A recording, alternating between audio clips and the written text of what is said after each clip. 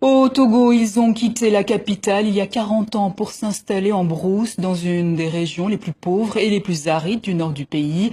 Le couple Bawena est persuadé qu'avec peu de moyens, mais grâce à la solidarité communautaire, ils pourront rendre la vie à des terres sur lesquelles plus personne ne pouvait cultiver. Plusieurs décennies plus tard, le résultat est spectaculaire. Reportage Emmanuel Sedji, Raphaël Ntalé. Il y a 40 ans qu'on est arrivé, il y avait ce type de roche, c'était incultivable. 10 ans après leur installation, Seda Bawena et sa femme vont même jusqu'à faire pousser des palmiers et du riz sur ces sols déclarés morts par les villageois. On est allé à l'école ensemble, ensuite il est parti faire ses études supérieures. Quand il est revenu, on pensait qu'il était devenu fou. Lorsque nous avons vu les premiers résultats de ses récoltes, nous sommes venus l'aider.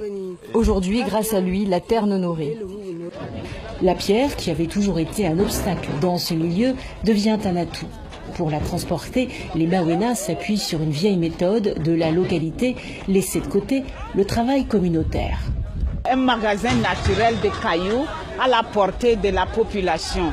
Il suffit qu'on ait le courage et la motivation pour les dégager, les ramasser pour le travail au niveau de la création des plages de rétention d'eau. Dans ce laboratoire à ciel ouvert, des techniques empruntant à la fois à l'Afrique de l'Ouest qu'à l'Europe du Sud sont mises en pratique pour stocker l'eau de pluie.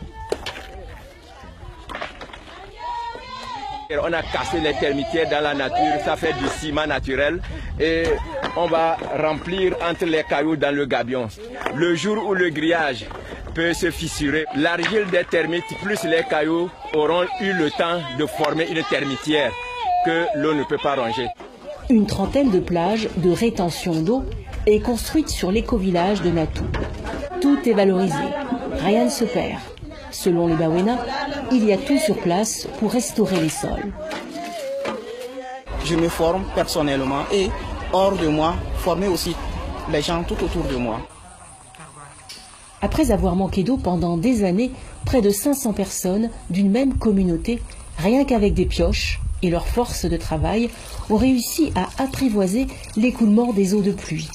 L'infiltration alimente aujourd'hui une forêt de 2 hectares, des pépinières, des arbres fruitiers, des espèces végétales qu'il était impossible autrefois de cultiver sur ces terres arides.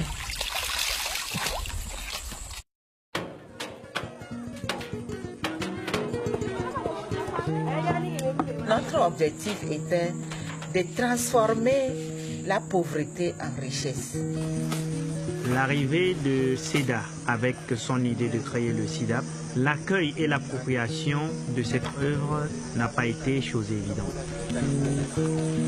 Ce n'est pas la terre qui est pauvre, ce ne sont pas les choses qui sont pauvres, c'est l'homme qui est pauvre. Nous ne travaillons plus comme cela se doit en Afrique. Le travail doit être au cœur de nos préoccupations. Pas des gens qui attendent et qui disent nous sommes pauvres, nous n'avons rien. Des gens qui restent dans l'assistanat pour que de grands projets de Banque mondiale ou de je ne sais quoi puissent leur envoyer de l'argent parce qu'ils sont pauvres. Mais non. Si on se prend bien et on regarde dans les ruines de notre Afrique, il y a beaucoup d'aspects, il y a des pierres d'attente sur lesquelles nous pouvons bâtir une nouvelle cité.